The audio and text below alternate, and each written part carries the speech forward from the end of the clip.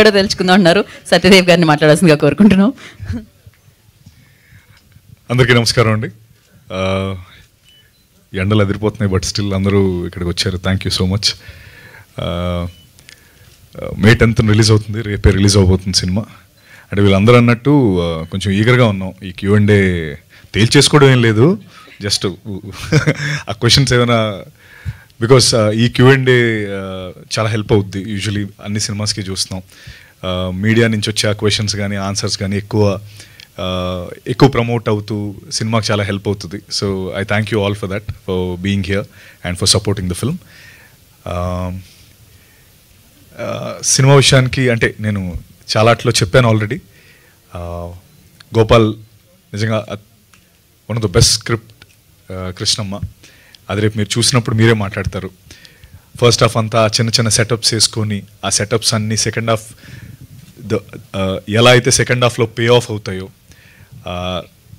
Trust me, మీరు బయటకు వచ్చేటప్పుడు మాత్రం చాలా గొప్ప ఫీలింగ్ అండ్ ఒక గొప్ప సినిమా చూసిన అనుభూతి గ్యారంటీ పొందుతారు.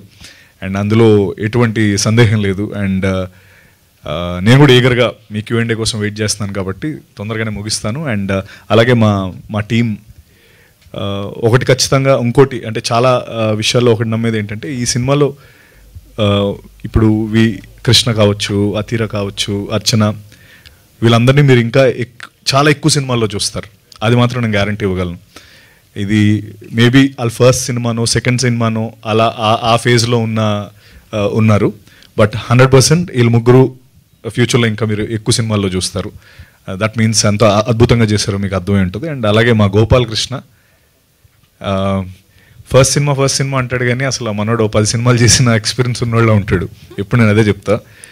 అసలు నాకు మైక్ పట్టుకుంటే అసలు 1-2 మాటలే మాట్లాడతాడు. అది మిగతా అప్పుడు కొంచెం గట్టిగానే సంధిస్తాడు బాణాలు, కానీ ఏంటో ఈ సందర్భం.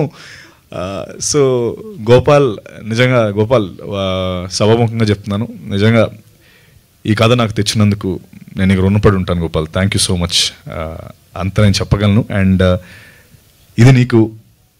ఈ సినిమా నీకు స్టెప్పింగ్ స్టోన్ అంతే. నువ్వు ఇంకా చాలా గొప్ప సినిమాలు చేస్తావు అండ్ నీకు చాలా గొప్ప సక్సెస్ వస్తుంది. Thank you Gopal.